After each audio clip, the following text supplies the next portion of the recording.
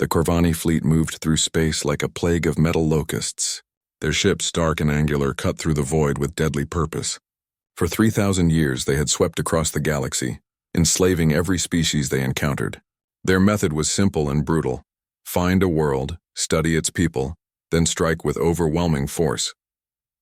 Commander Zethrak stood on the bridge of the flagship Dominator, his 4 arms crossed behind his back. His reptilian eyes gazed at the holographic display showing their latest target, the third planet from a yellow star covered in blue oceans and green continents. Intelligence reports called the inhabitants humans. Initial scans complete, Commander, reported his aide, a smaller Corvani with nervous twitches. The species appears to be divided into multiple factions. They fight among themselves constantly. Their technology is primitive by our standards. Zethrak's mouth curved into what passed for a smile among his kind. Perfect. Internal conflict makes conquest easier. What is their population? Approximately 8 billion individuals scattered across 7 large landmasses.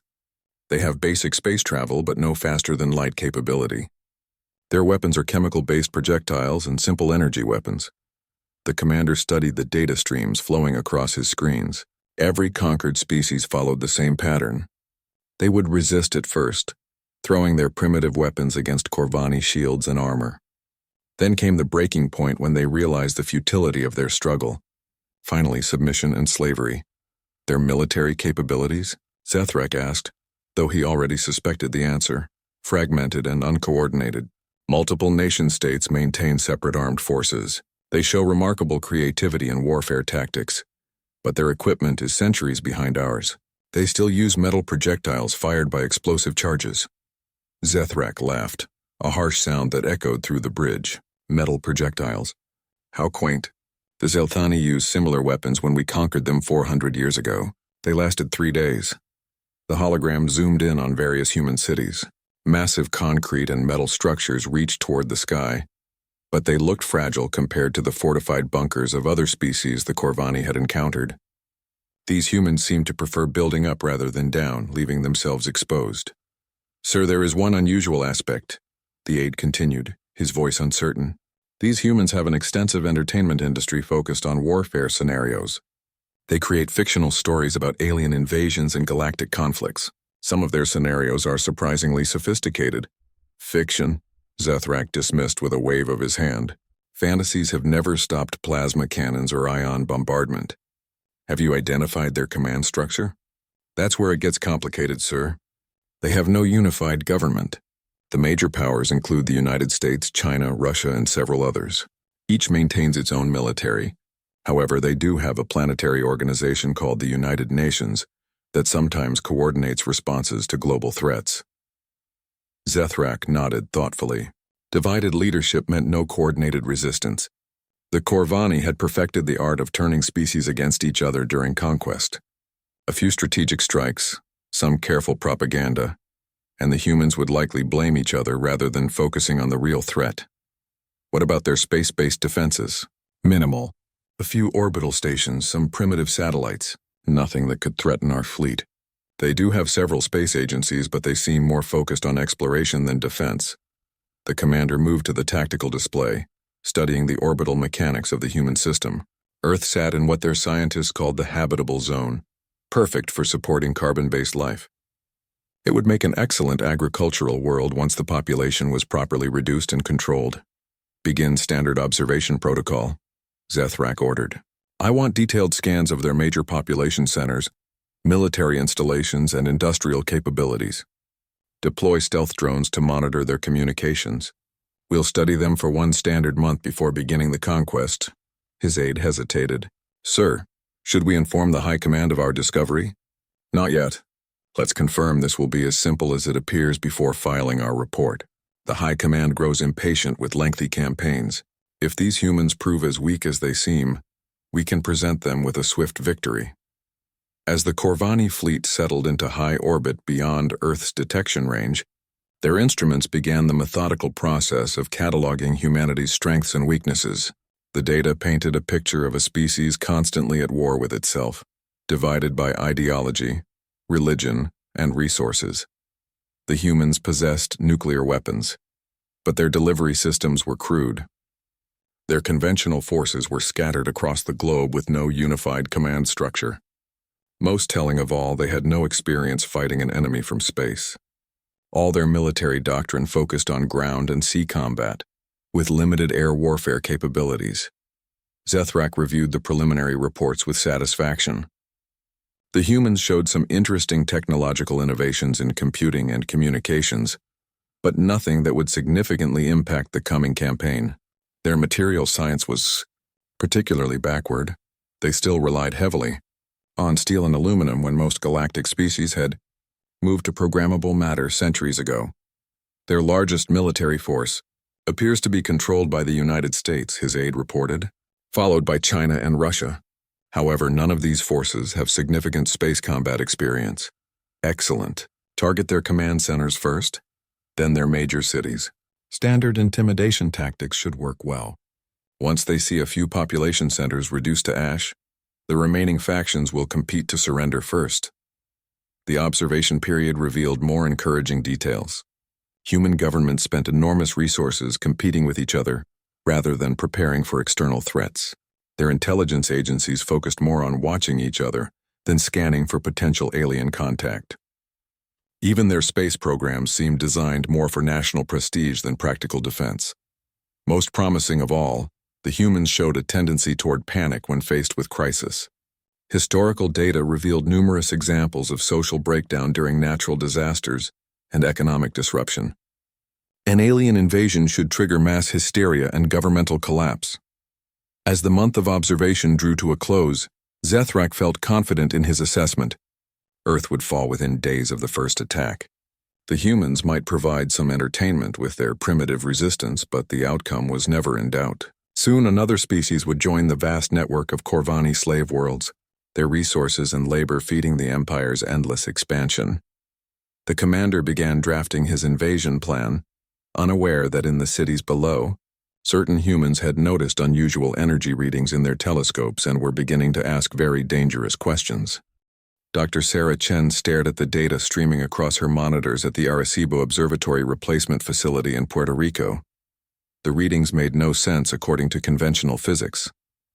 Massive energy signatures appeared and disappeared in high Earth orbit, but optical telescopes showed nothing but empty space. Martinez, come look at this. She called to her colleague across the lab. I'm getting electromagnetic anomalies at approximately 40,000 kilometers altitude. The patterns are too regular to be natural phenomena. Dr. Rodriguez Martinez wheeled his chair over, adjusting his thick glasses as he studied the displays.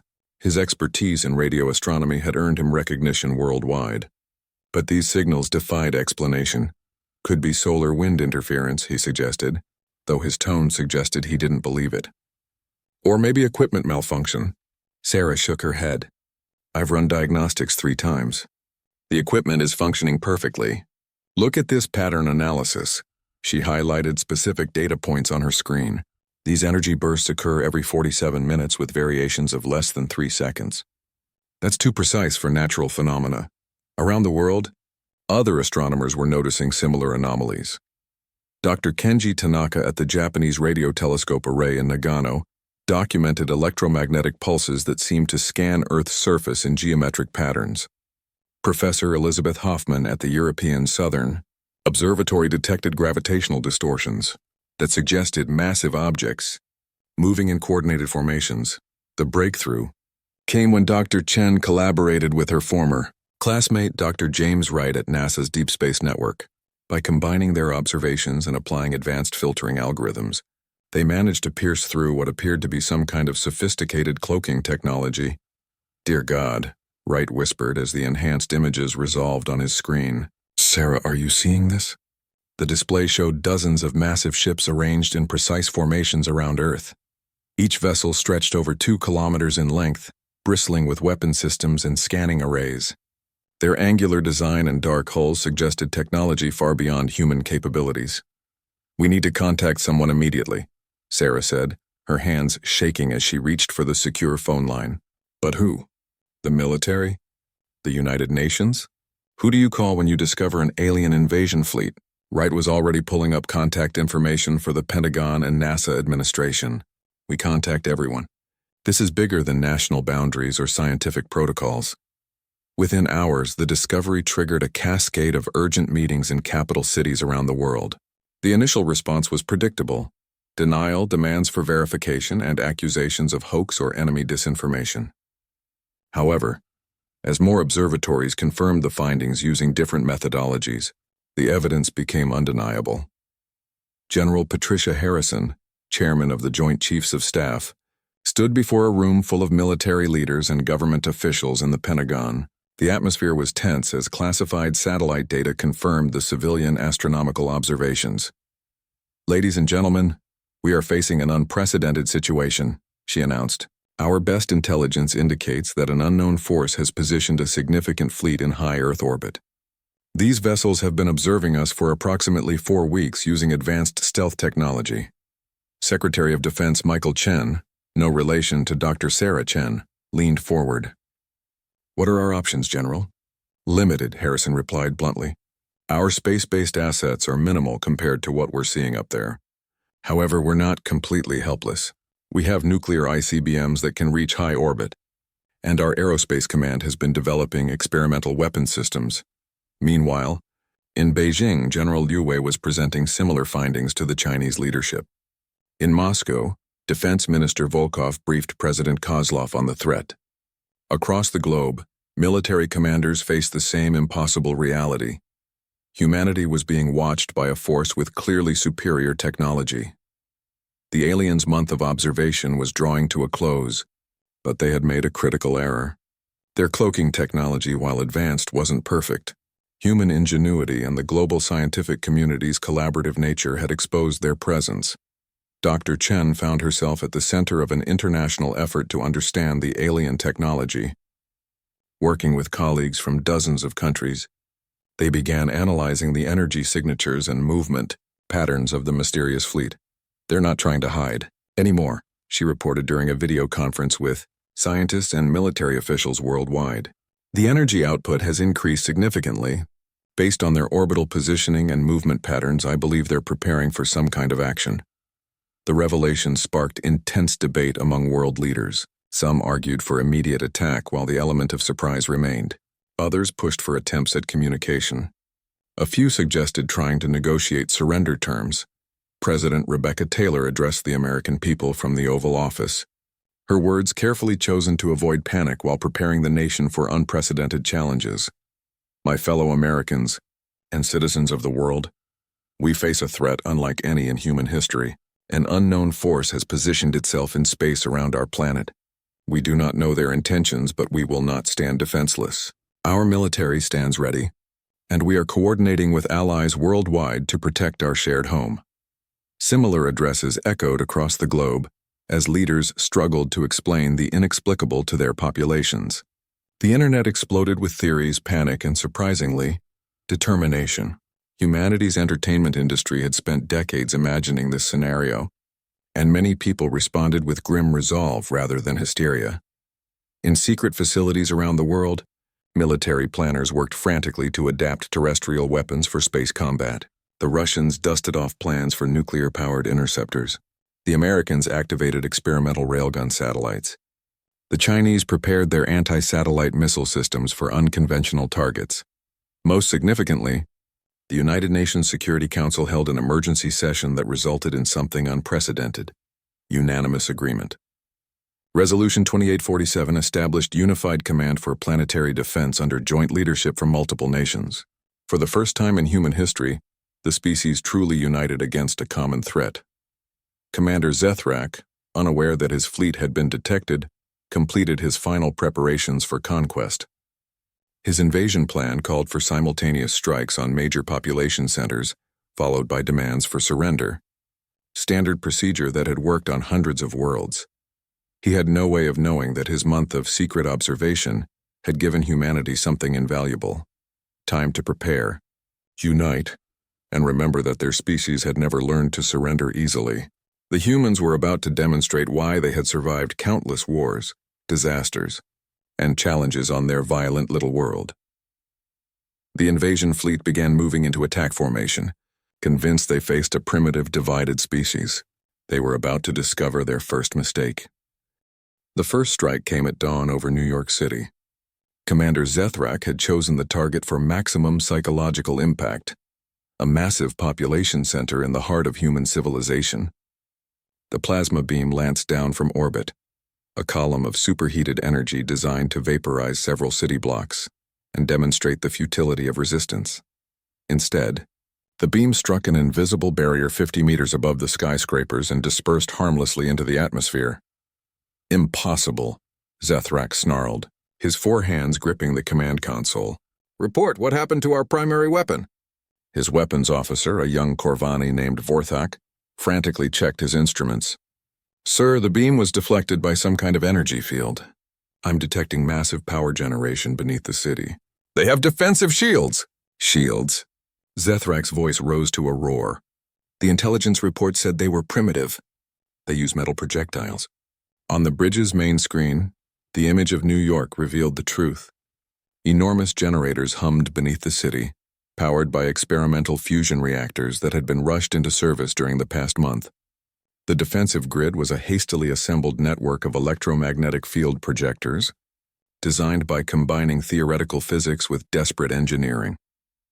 Dr. Sarah Chen watched from the command bunker deep beneath Manhattan as her calculations proved correct. "The electromagnetic resonance frequency is holding steady," she reported to General Harrison.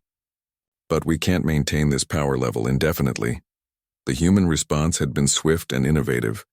When faced with energy weapons from space, humanity had abandoned conventional thinking. Instead of trying to shoot down the alien ships, they had focused on protection and preparation. General Harrison activated the global communication network. "All stations, this is home plate. The shields are working. Initiate Alpha Protocol." Across the world, similar scenes played out. London's protective grid activated just as Corvani plasma fire struck Big Ben. Beijing's shield network deflected a bombardment aimed at the Forbidden City. Moscow's defensive systems turned aside attacks on Red Square. The Corvani had expected their opening barrage to destroy human morale and government centers. Instead, they achieved something unprecedented in their 3,000 years of conquest. They united humanity completely. Commander Zethrak studied the tactical display with growing confusion. Every major human city remained intact. Worse, his fleet's positions were being tracked by ground-based sensors that somehow penetrated their stealth systems. "Sir," Vorthak reported nervously, "I'm detecting launch signatures from multiple locations on the planet's surface. Hundreds of them. The missiles came from everywhere. Russian ICBMs, retrofitted with experimental warheads. American submarine-launched ballistic missiles with nuclear payloads. Chinese anti-satellite weapons modified for space combat. The European Space Agency launched everything they had, while smaller nations contributed whatever they could. But these weren't ordinary missiles. Human engineers had spent their month of preparation learning from the alien energy signatures. The warheads contained electromagnetic pulse generators designed to disrupt alien systems, while the guidance systems used quantum entanglement communication that couldn't be jammed. The first wave struck the Corvani fleet with devastating precision. Ships that had remained invisible for weeks suddenly appeared on every radar screen as their cloaking systems failed. Secondary explosions rippled through alien hulls as human nuclear weapons found their targets. "Shields down on 7 vessels," Vorthak shouted over the alarms filling the bridge. "Hull breaches on the destroyer and subjugator. Sir, they're targeting our weak points." Zethrak couldn't understand how primitive humans had identified his fleet's vulnerabilities so quickly. He didn't know that Dr. Kenji Tanaka had spent weeks analyzing the aliens' energy patterns, identifying power distribution networks and structural stress points. "Return fire. All weapons," the commander ordered. "Target their launch sites." Plasma beams and particle cannons lanced down toward Earth, but the humans had learned from their first exchange. Mobile missile launchers scattered across continents, launching and relocating before alien targeting systems could track them. Underground silos opened, fired, and sealed themselves before return strikes arrived. Most remarkably, civilian populations had been evacuated to underground bunkers constructed within human speed. Entire cities had been hollowed out beneath, their populations sheltered in facilities that drew power from geothermal and fusion sources. "Sir, we're receiving a transmission from the planet," reported the communications officer. "Put it through." Zethrak commanded, expecting a surrender offer. Instead, the face of President Rebecca Taylor appeared on screen, flanked by leaders from dozens of nations. Behind them stood military officers from every major power on Earth.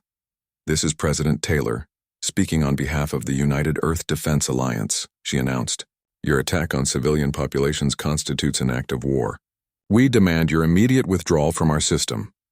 Zethrak laughed, though he felt less confident than he sounded. "Humans, you have fought bravely, but you cannot prevail. We have conquered thousands of worlds.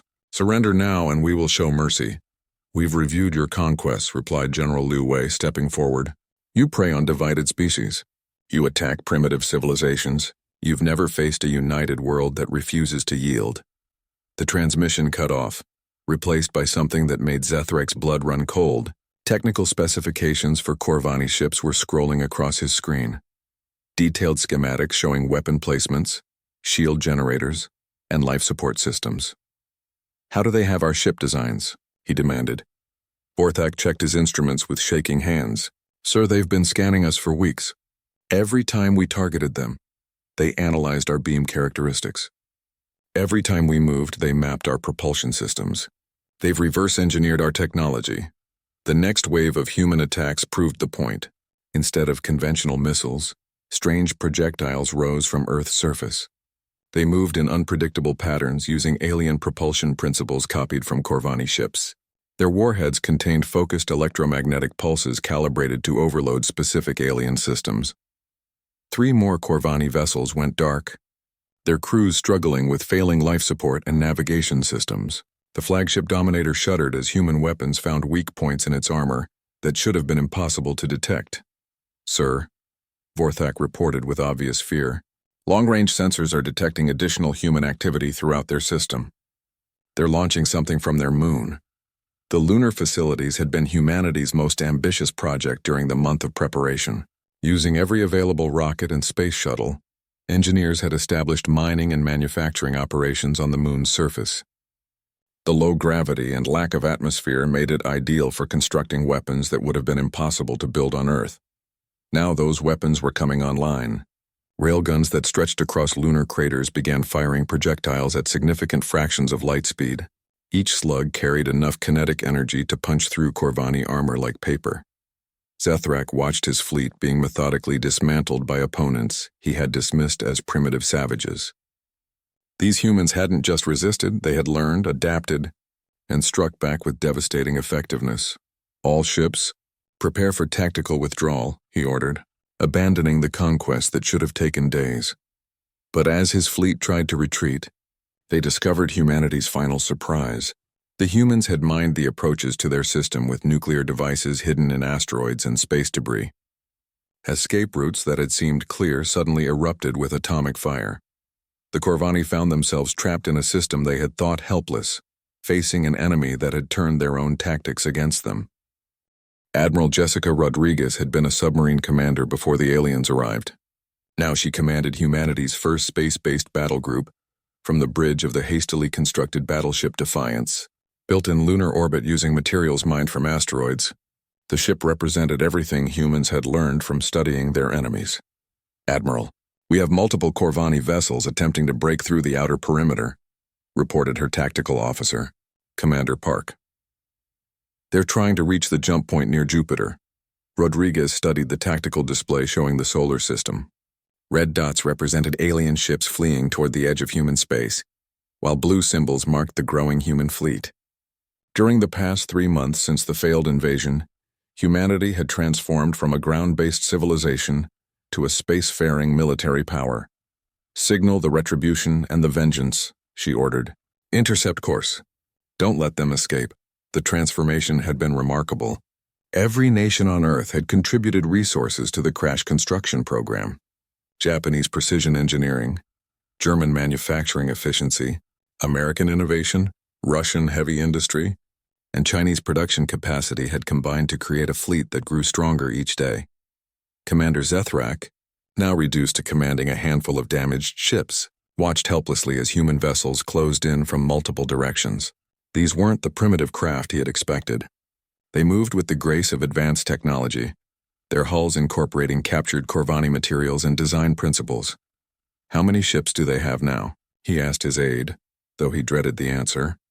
Intelligence estimates over 200 combat vessels, sir. They're building them faster than we can track. Their construction facilities on the moon and asteroid belt seem to be expanding daily. The humans had done something the Corvani had never encountered in 3 millennia of conquest. Instead of simply defending their home world, they had gone on the offensive. Human ships hunted alien vessels throughout the solar system, while construction crews turned captured technology into even more advanced weapons. Dr. Sarah Chen, now serving as Chief Scientific Advisor to the Earth Defense Fleet, worked from a laboratory aboard the captured Corvani vessel Subjugator. The ship had been taken intact when its crew surrendered rather than face destruction. Now it served as humanity's primary research facility for alien technology. "We've cracked their faster-than-light communication system," she reported during the daily briefing with military commanders. "More importantly, we've learned the location of their home fleet." The revelation sent shockwaves through the command structure. Admiral Rodriguez leaned forward in her chair. "How many ships are we talking about?" "Approximately 8,000 vessels spread across their territory," Dr. Chen replied. "But here's the interesting part, they're not concentrated. The Corvani Empire relies on terror and overwhelming local superiority. They've never faced coordinated resistance from multiple species." General Harrison, now commanding Earth's unified military from a bunker beneath the Swiss Alps, joined the conference via quantum entanglement communicator. "Are you suggesting what I think you're suggesting, Doctor?" "The Corvani have enslaved hundreds of worlds," Chen confirmed. "But they rule through fear, not loyalty. If those enslaved species learned that the invincible Corvani could be defeated, their empire could collapse from within." The strategic implications were staggering. Humanity could either defend their system and wait for larger Corvani fleets to arrive, or they could take the fight to the enemy and potentially liberate an entire galaxy. President Taylor, re-elected unanimously by a planet united in war, made the decision that would define humanity's future. "Dr. Chen, how long would it take to prepare an expeditionary force?" 6 months for a significant fleet, ma'am. We've reverse-engineered their faster-than-light drives. Our version is actually more efficient than theirs. The Corvani had made their greatest mistake by attacking humanity while the species was at the peak of its technological development. Earth scientists had been on the verge of breakthrough technologies in fusion power, quantum computing, and materials science. The alien invasion had simply provided the missing pieces and the motivation to combine them. Commander Zethrak received news of humanity's preparations through a stolen transmission. His remaining ships huddled near Pluto, too damaged to escape the system and too weak to fight. The humans had offered him terms of surrender, full disclosure of Corvani military capabilities in exchange for safe passage off-world. "Sir," his aide whispered, "perhaps we should consider their offer. The High Command needs to know what they're facing." Zethrak looked at the tactical display showing human construction facilities throughout the solar system. Massive shipyards orbited Mars, asteroid mining operations extended throughout the belt, and weapon platforms protected every approach to Earth. In less than a year, the humans had built an industrial empire that rivaled civilizations centuries older. "They're not like the others," he admitted finally. "Every species we've conquered before fought with what they had. These humans, they learned from us. They took our weapons and made them better. They studied our tactics and developed counters." The aide nodded nervously. "Sir, there's something else. Our long-range sensors have detected human ships approaching the Alpha Centauri system. They're not just preparing to defend anymore." The truth was even more alarming than Zethrak realized. Humanity's first interstellar expedition had launched weeks earlier, targeting a Corvani supply depot 2 systems away. The mission served multiple purposes: testing human faster-than-light technology, gathering intelligence on Corvani operations, and sending a message that Earth would no longer be contained to its own system. Captain Maria Santos commanded the expeditionary force from the bridge of the cruiser Independence. Her ships moved through hyperspace using drives that improved on Corvani technology through human engineering innovations. Where alien ships required complex ritual preparations for faster-than-light travel, human vessels could jump almost instantly. "Approaching target system," reported her navigator. "Sensors are detecting multiple Corvani vessels and what appears to be a mining operation on the 4th planet." Santos studied the intelligence data provided by captured alien computers. This facility processed raw materials for Corvani ship construction and supplied 3 different slave worlds. Its destruction would cripple alien operations in this sector, while demonstrating that nowhere was safe from human retaliation. "All ships, battle stations," she ordered. "Remember, we're not just here to fight. We're here to show the galaxy that the Corvani can be beaten." The attack on the Corvani supply depot would mark humanity's first offensive operation beyond their home system. But more importantly, it would begin the process of galactic liberation that would define their species for generations to come. Back in Earth's system, Admiral Rodriguez received confirmation that Commander Zithrak had accepted surrender terms. The last Corvani presence in human space would soon be eliminated, leaving Earth free to pursue its expanding war against tyranny. The species that had once fought among themselves over territorial disputes and resource allocation had found a greater purpose. They would carry their message of freedom to every corner of the galaxy, backed by technology that combined the best of human innovation with captured alien science. The Corvani Empire, which had dominated space for 3 millennia, was about to face an enemy that had never learned the meaning of surrender. High Admiral Crexus of the Corvani Empire received the emergency transmission in his fortress ship Eternal Dominion, positioned at the heart of Corvani space. The message from Commander Zethrak should have been a routine conquest report. Instead, it described the impossible. A primitive species that had not only resisted but had actively driven Corvani forces from their system. "Replay the transmission," Crexus commanded, his 6 eyes focusing on the holographic display. The bridge of his flagship fell silent as Zethrak's defeated image appeared. "High Admiral, I must report the complete failure of the Earth conquest mission. The humans possess advanced defensive capabilities and have demonstrated rapid technological adaptation. They have captured several of our vessels and are reverse engineering our technology. Sir, they are building a fleet." Crexus crushed the datapad in his primary hand. In 3,000 years of Corvani expansion, no species had ever successfully resisted a full invasion force. The very concept challenged everything the Empire represented. "Fleet Captain Morgus," he barked to his second-in-command. "Prepare Battle Group Omega for immediate deployment. We will demonstrate to these humans why 1,000 species kneel before the Corvani throne." Battle Group Omega represented the largest military force the Empire had assembled in centuries. 500 warships, including the massive dreadnought Worldbreaker, capable of cracking planets. Such overwhelming force had never been necessary before, but these humans had apparently developed beyond normal parameters. Meanwhile, Captain Maria Santos stood on the Bridge of Independence as her expeditionary force emerged from hyperspace near the Corvani supply depot. What she found exceeded her most optimistic expectations. "Captain, we're receiving multiple transmissions," reported her communications officer. "They're not from the Corvani. The signals came from the mining facility on the planet's surface. But instead of alien overseers commanding slave workers, the transmissions revealed something extraordinary. The Zelthani, a species enslaved 4 centuries earlier, had risen in revolt the moment human ships appeared in system. "Captain Santos, this is Mining Supervisor Telthak of the Zelthani Liberation Front," came the translated message. "We intercepted Corvani communications about your victory at Earth. We have been waiting for this moment for 400 years. Santos felt a chill of excitement. Dr. Chen's prediction was proving correct. The Corvani Empire relied on the myth of invincibility to maintain control. That myth was crumbling. "Supervisor Telthak, this is Captain Santos of the Earth Defense Fleet. We're here to destroy the Corvani facility and offer you freedom. Can you assist our operation?" The response came immediately. "Captain, we control the mining equipment and know every weakness in their defenses. The Corvani garrison has already locked themselves in their command bunker. We await your arrival." The liberation of the supply depot became a template for future operations. Human ships provided space superiority, while enslaved populations handled ground operations.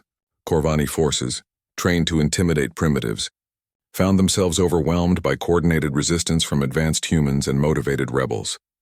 Within 6 hours, the facility was under joint human-Zelthani control. The intelligence gathered from captured computers revealed the scope of Corvani operations throughout the sector, and identified dozens of other enslaved worlds ripe for liberation. Dr. Sarah Chen, monitoring the operation from Earth, compiled the data with growing amazement. Admiral Rodriguez, we're looking at a house of cards. The Corvani control 300 systems using fear and isolation. Each enslaved species believes they're alone. Once they learn others are fighting back, the whole empire could collapse, Rodriguez finished. Doctor, how quickly can we expand operations? We're completing 12 new ships every week.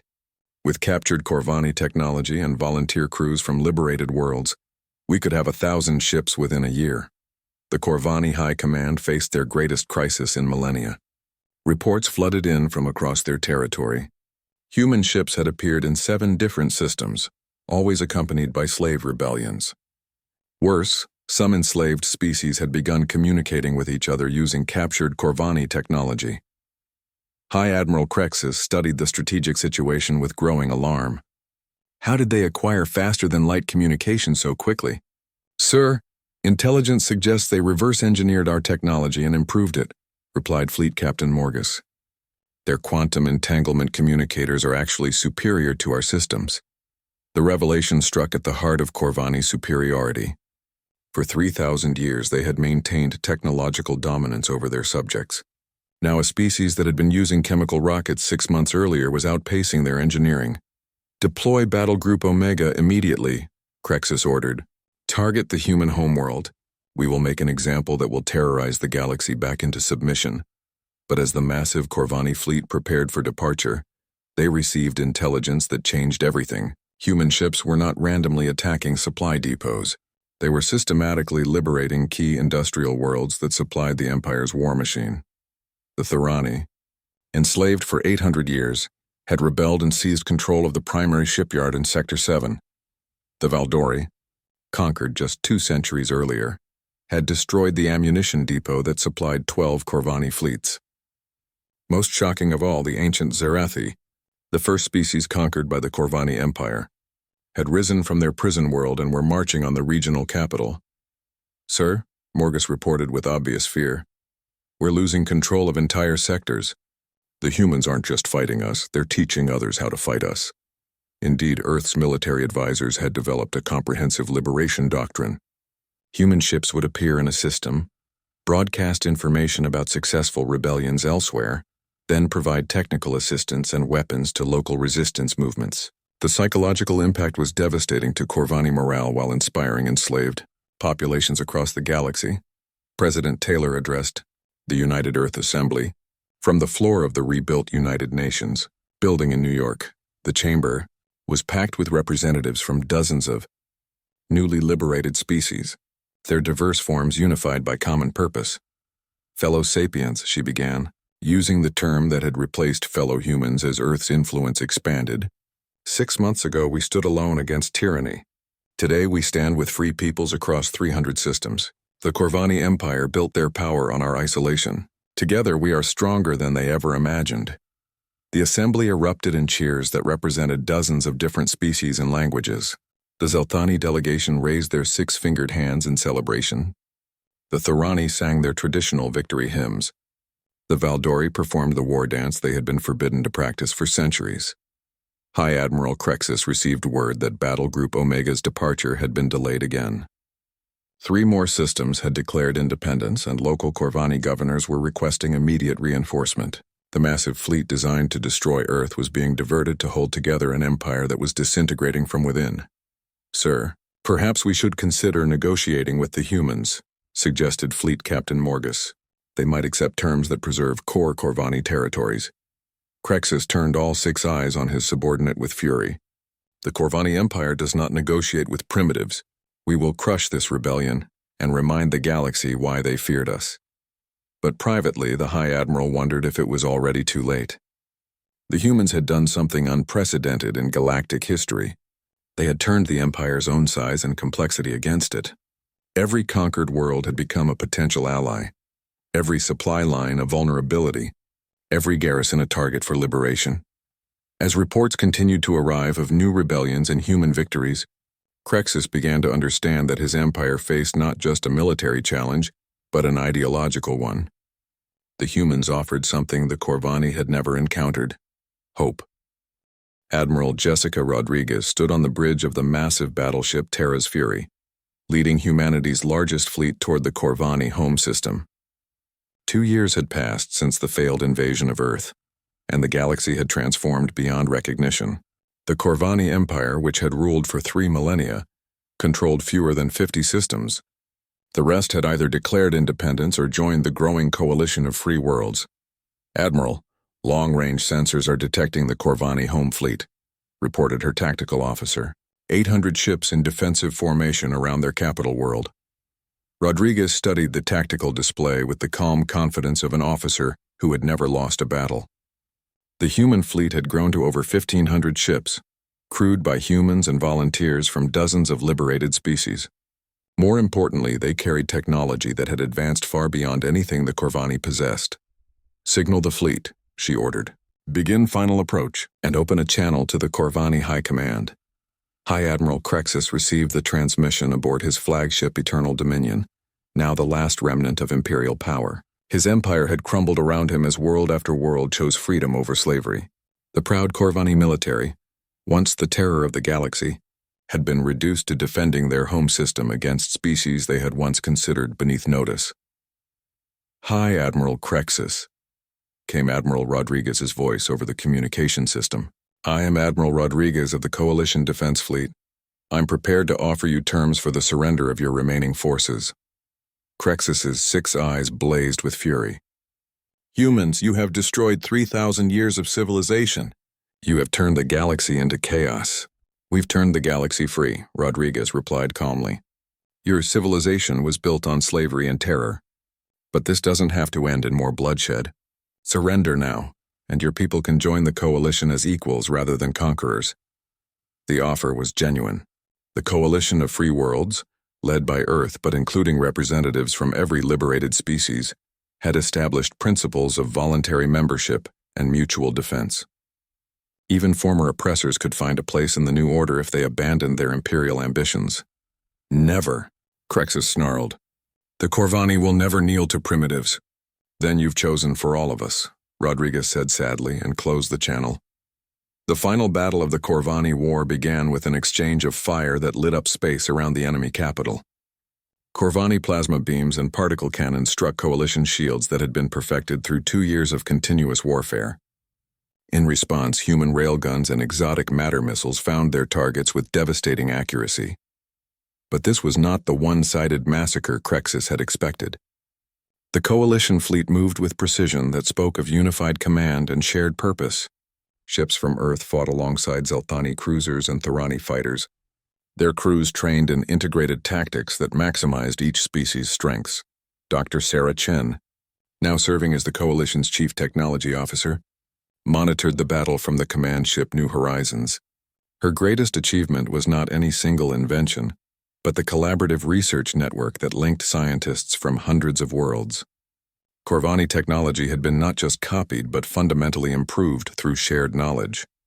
"Admiral, the Corvani are falling back to close formation around their homeworld," reported the tactical display. "They're activating planetary defense systems." Rodriguez nodded grimly. The planet below held billions of Corvani civilians who had never chosen war. The coalition's principles demanded protection of innocent life, even among former enemies. "Signal the ground-based defense network," she ordered. "Offer civilian evacuation to neutral worlds, and activate the quantum communication grid." The quantum communication grid was humanity's most audacious achievement. It linked every coalition world in real-time communication, allowing instant coordination across galactic distances. More importantly, it carried something the Corvani had never expected: live coverage of the final battle. Across the galaxy, billions of sapients watched as the last Corvani fleet made its stand. Former slaves saw their oppressors reduced to a handful of damaged ships. Free worlds witnessed the end of an empire that had terrorized space for millennia. Most importantly, younger species saw that tyranny could be defeated by unity and determination. The Corvani home fleet fought with the desperation of cornered predators. Their ships, many showing damage from previous battles, launched everything they had at the coalition forces. For a brief moment, their concentrated firepower seemed capable of breaking through. Then the unexpected happened. From the planet's surface came a transmission that stunned everyone, including Admiral Rodriguez. "Coalition fleet, This is Civilian Administrator Yethris of the Corvani Provisional Government. We are prepared to surrender unconditionally and request humanitarian assistance for our population. High Admiral Crexus screamed orders to ignore the transmission and continue fighting, but his fleet was already fragmenting. Ship after ship powered down weapons and activated surrender beacons. The Corvani military, like their empire, had finally reached its breaking point. President Taylor, now in her second term leading Earth and serving as the Coalition's rotating chairman, addressed the galaxy from the Coalition Assembly Hall on Earth. Representatives from over 400 species filled the vast chamber, their diverse forms united by common purpose. Today marks the end of the longest tyranny in recorded galactic history, she announced. But more importantly, it marks the beginning of a new age of cooperation and freedom. The Corvani Empire fell not because we destroyed it, but because we offered something better. The aftermath of victory revealed the true scope of human achievement. In less than 3 years, humanity had gone from a single world species to the founders of a galactic civilization. But their greatest accomplishment was not technological or military. It was demonstrating that different species could work together as equals. The former Corvani homeworld became the site of the galaxy's first war crimes tribunal, where the architects of imperial oppression faced justice from their victims. But it also became home to the Coalition's rehabilitation program, helping former oppressors learn to live as free citizens rather than conquerors. Dr. Chen established the Galactic Research Cooperative, sharing human scientific knowledge freely with all Coalition members.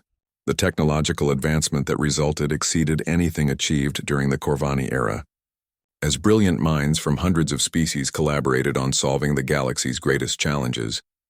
Admiral Rodriguez retired from military service to head the Coalition Defense Academy, training integrated crews from dozens of species to protect their shared freedom.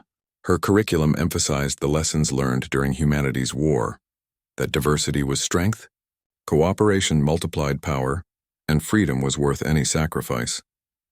Commander Zethrak, the Corvani officer who had originally invaded Earth, served as a witness at the war crimes trials before joining the rehabilitation program. His testimony helped convict the worst war criminals while also providing insight into imperial mindset and methods. I studied your species for a month before attacking, he told the Coalition Assembly during his testimony. I thought I understood you. But humans, you don't just fight for yourselves. You fight for everyone. That's why we could never defeat you. The Corvani War ended not with the destruction of a species, but with their integration into a larger community. Some former imperial worlds joined the Coalition immediately, eager to embrace freedom. Others chose neutrality, rebuilding their societies without oppressing neighbors. A few hardliners established isolated colonies, nursing dreams of imperial restoration that would never come to pass. As the Coalition expanded to include over 1,000 worlds, humanity's role evolved from liberators to partners. Other species contributed their own innovations and perspectives, creating a truly galactic civilization that valued every member's unique contributions. The galaxy that had once cowered before Corvani fleets now looked to the stars with hope. Trade replaced tribute, cooperation replaced conquest, and the dream of freedom that had begun on a small blue world near an ordinary yellow star spread to every corner of known space. The empire that had pursued every species they found was gone. In its place stood a coalition that welcomed every species they met, offering partnership instead of slavery, hope instead of fear, and proof that the future belonged not to the strongest, but to those willing to stand together for freedom.